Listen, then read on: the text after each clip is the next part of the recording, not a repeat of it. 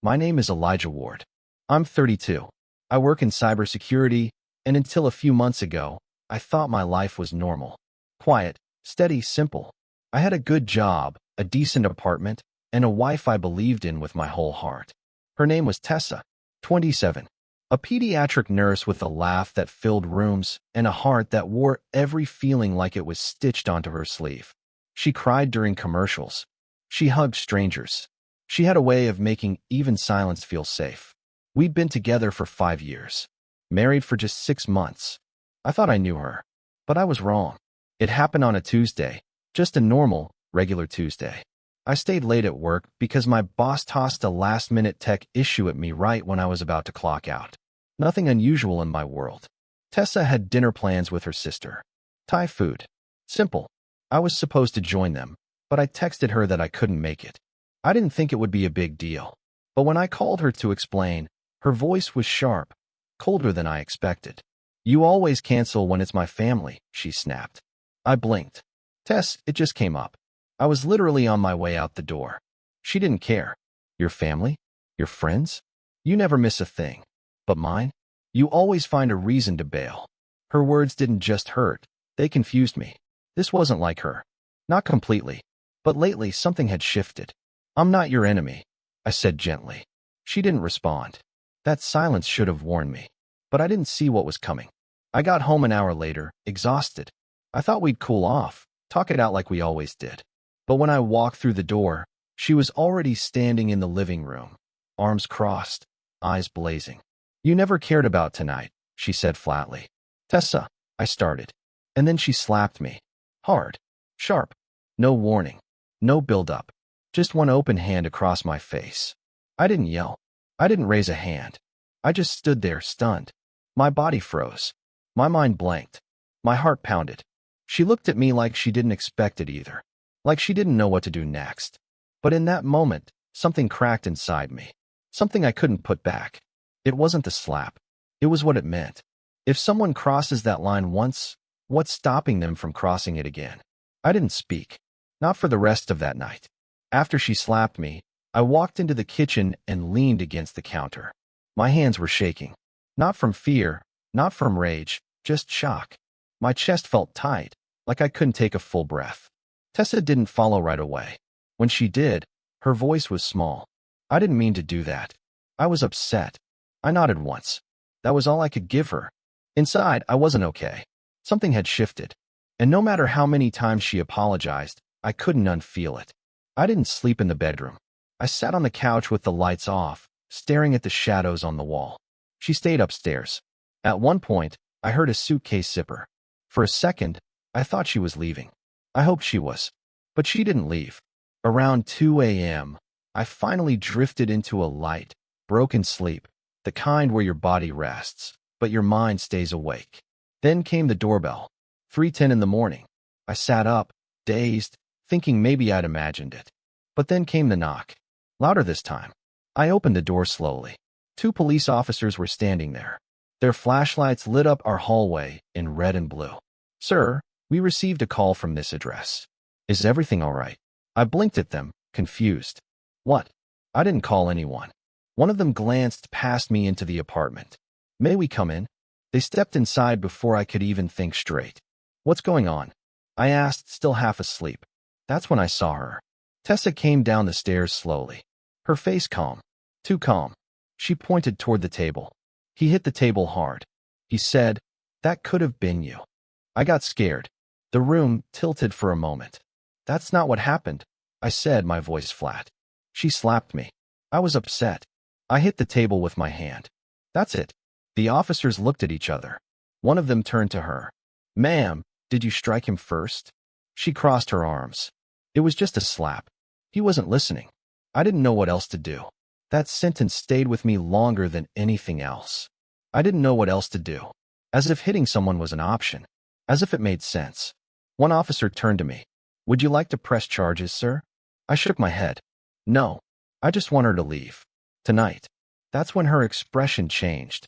Hurt, confused, angry all at once. But she didn't argue.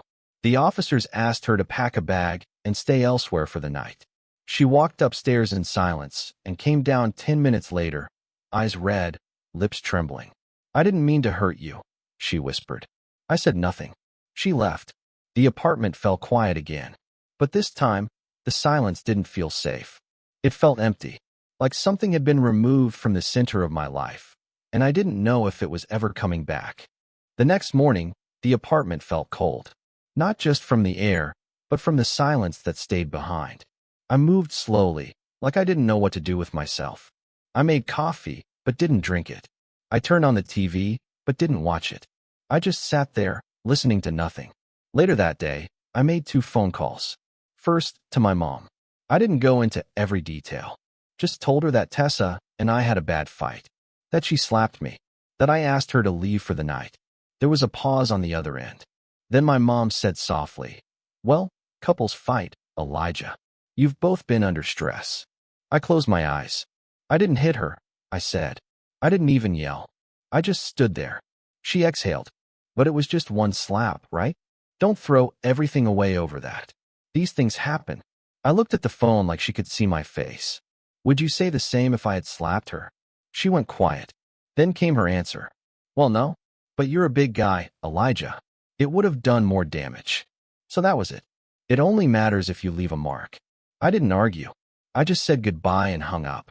Next, I called my sister Claire. She came over that evening with takeout in her hands and concern in her eyes. She sat across from me at the kitchen table, quiet at first. I finally broke the silence. "She hit me, Claire." Claire looked down, then asked carefully, "Was it bad?" I nodded. It was open-handed. Across the face. Then she called the cops and twisted the story. Claire's expression turned uncomfortable. Maybe she just lost control. Maybe it wasn't about you. I felt my jaw tighten. "So it's fine?" Because she was emotional. I didn't say that, Claire said quickly. Look, I don't know what to say. You two have always been good together." That was the moment it really sank in. Nobody knew what to say. Not when it was a man who got hit. Not when the story didn't fit the usual mold. Later that night, my best friend Aaron sent me a text. "Bro, she slapped you. That's not abuse. That's just a bad Tuesday. Shake it off." I stared at the screen. Not surprised. Just tired. Everyone around me seemed to say the same thing.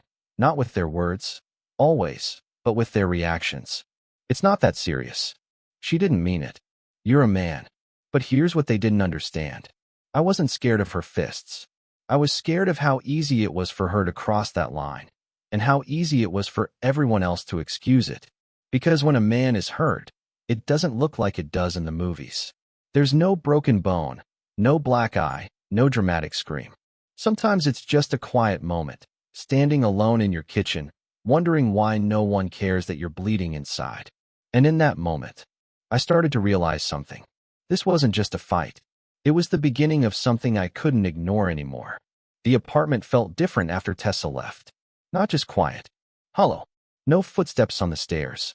No soft humming from the kitchen. No scent of lavender from the candle she always lit in the evening. At first, I missed it all.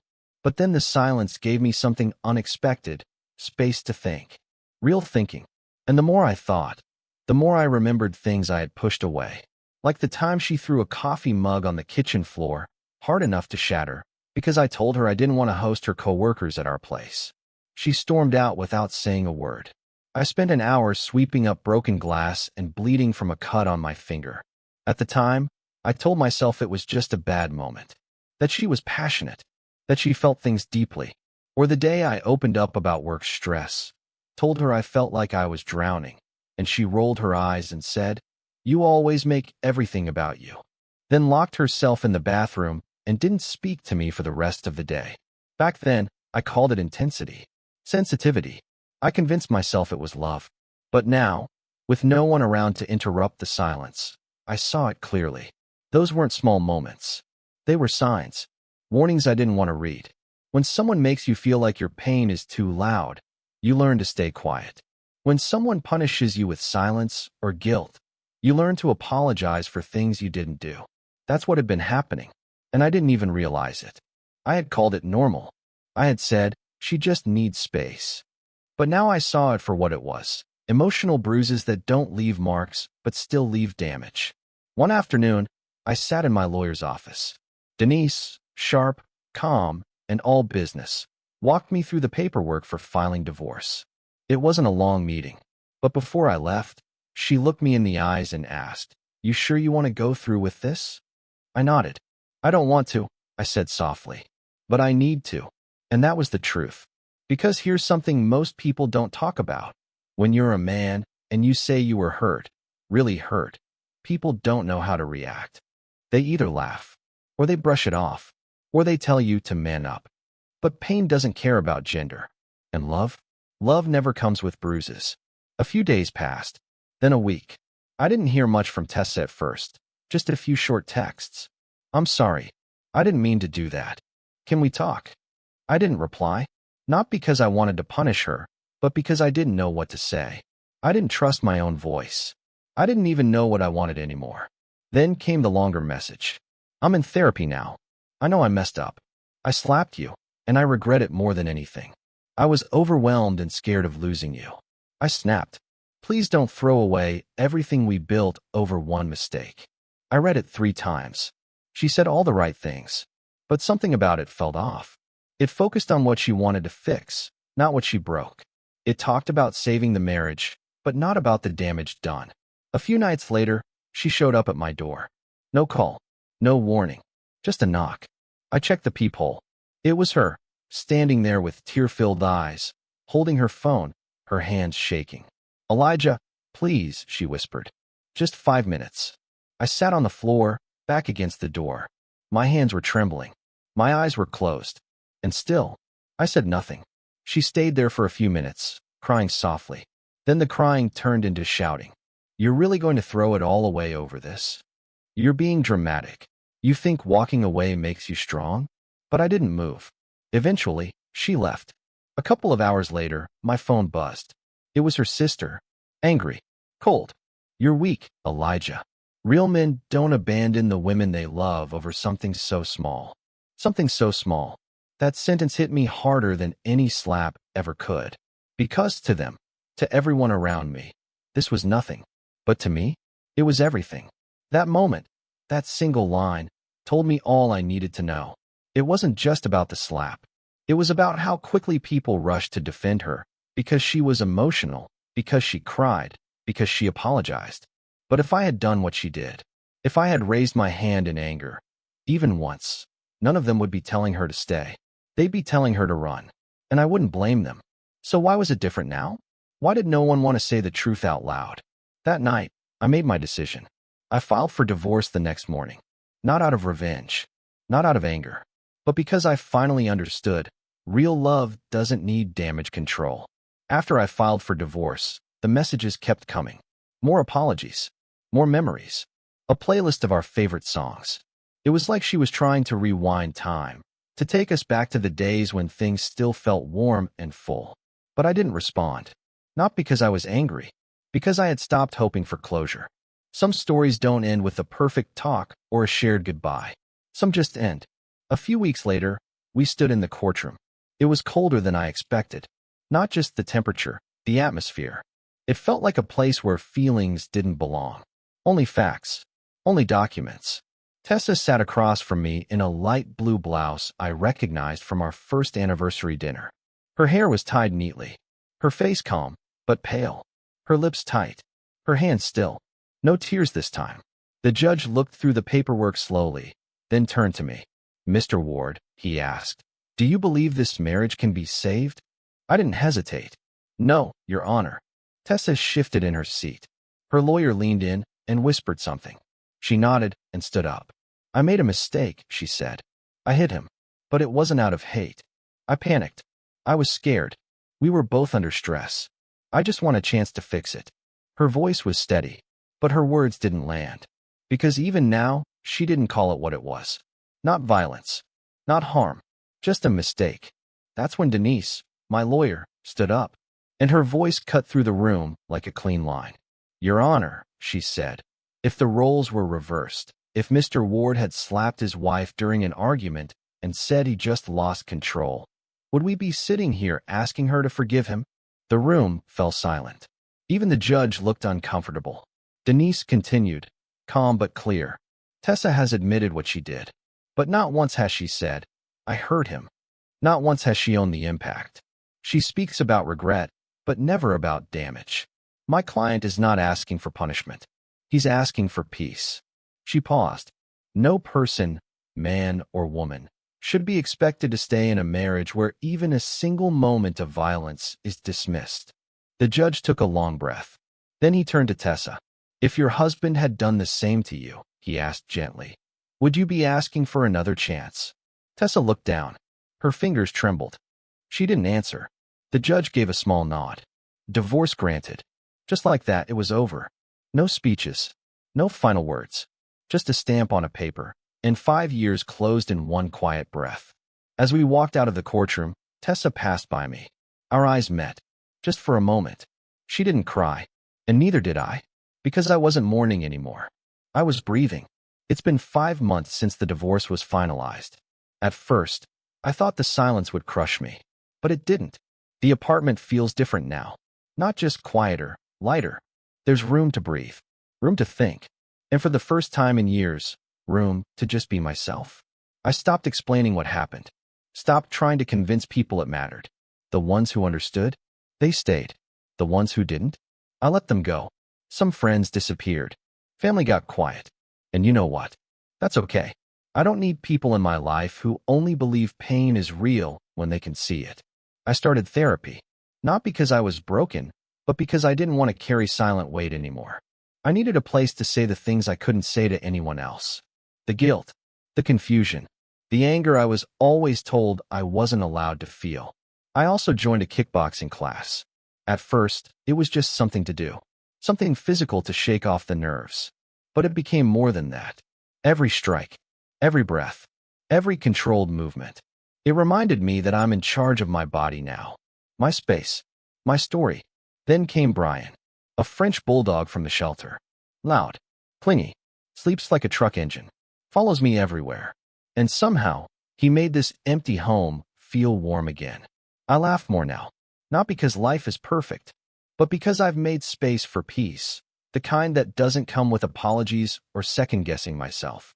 I'm not dating, not because I'm bitter, but because I want to grow without bending around someone else's chaos. I used to think strength meant staying, taking the hit, forgiving again and again. Now I know. Strength is also walking away, calmly, quietly, without guilt. It's choosing your own peace over everyone else's expectations. And if that makes me too sensitive or not man enough in their eyes, so be it.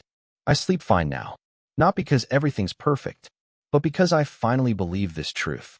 Real love doesn't ask you to bleed to prove your loyalty. Real love never comes with bruises, outside or in. And I don't need anyone else to agree with that, because I know it. And I'm free now. Enjoyed the story? Give it a like and let us know your thoughts in the comments. And don't forget to subscribe. More powerful stories are just around the corner.